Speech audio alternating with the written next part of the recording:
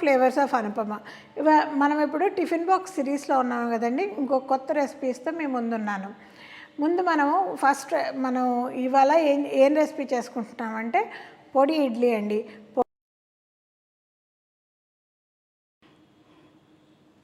So ముందు మనము ఈ తాలింపుకి నెయ్యితో మొదలెడదాం. మనం ఎలాగో ఇడ్లీలో నెయ్యి వేసుకుంటాం కదా, అదే నెయ్యి. చెంచా నెయ్యి వేసాను.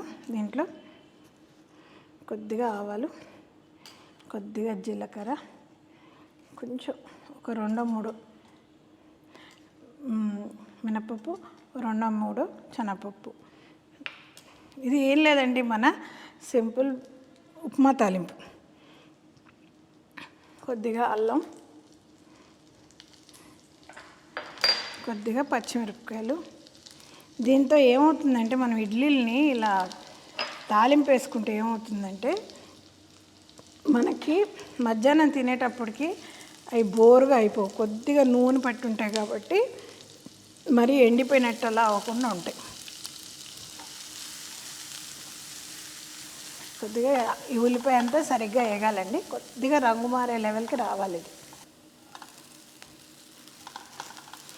నేను ఇప్పుడు దీంట్లో చిన్న ఇడ్లీలు వేసానండి. మీరు ఈ చిన్న ఇడ్లీ ప్లేట్ లేకపోతే అస్సలు బాధపడకండి.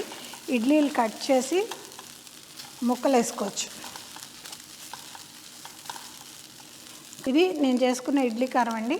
నేను ఇది జనరస్గా దీని మీద వేస్తున్నాను. ఇడ్లీ కారం ఎలా కొట్టుకోవాలి అంటారా? దానికి కింద డిస్క్రిప్షన్లో నేను ఇది పెడతాను, దాని రెసిపీ పెడతాను.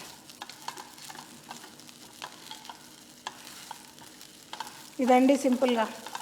ఇదో లొట్ట పెట్టేది చేసేసి తలా టిఫిన్లోకి తోసేసారనుకోండి, అసలు ఇంకా మీకు ఇడ్లీ పొద్దున్న టిఫిన్కి ఇడ్లీ చట్నీ పెట్టచ్చు. ఈ పొడి ఇడ్లీని మధ్యాహ్నం టిఫిన్కి పెట్టచ్చు. సుఖంగా ఇంకో కూర అన్నం వండుకునే పొద్దు అయిపోయిందండి. ఇంత సింపుల్. లేటెస్ట్ టేస్ట్ పొడి ఇడ్లీ అండి.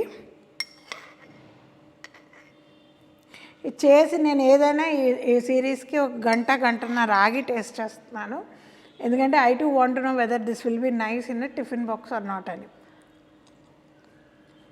బాగుందండి. ఇడ్లీ చల్లారిపోయింది న్యాచురల్లీ. చేసి గంట అయింది కదా, కానీ చెప్పబడలేదు.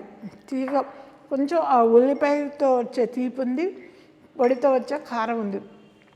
సో మీరు ఇది మధ్యాహ్నం పూట టిఫిన్ డబ్బాలో పెట్టి పంపించినా కూడా తినడానికి బాగానే ఉంటుంది. మనం ఇప్పుడు లంచ్ బాక్స్ సిరీస్లో ఉన్నాం కదండి. ఈ రెసిపీస్ అన్నీ మీకు నచ్చుతున్నాయని నేను అనుకుంటున్నాను. మీకు నచ్చితే డెఫినెట్గా షేర్ చేయండి, మీరు చేసుకొని కమెంట్ చేయండి. అండ్ మీరు నాకు ఇంకా సబ్స్క్రైబర్ కదా, ప్లీజ్ సబ్స్క్రైబ్ చేయండి కొత్త వాళ్ళైతే. అండ్ బెల్ ఐకాన్ అస్సలు మర్చిపోకండి. Signing off your Anupama from flavours of Anupama.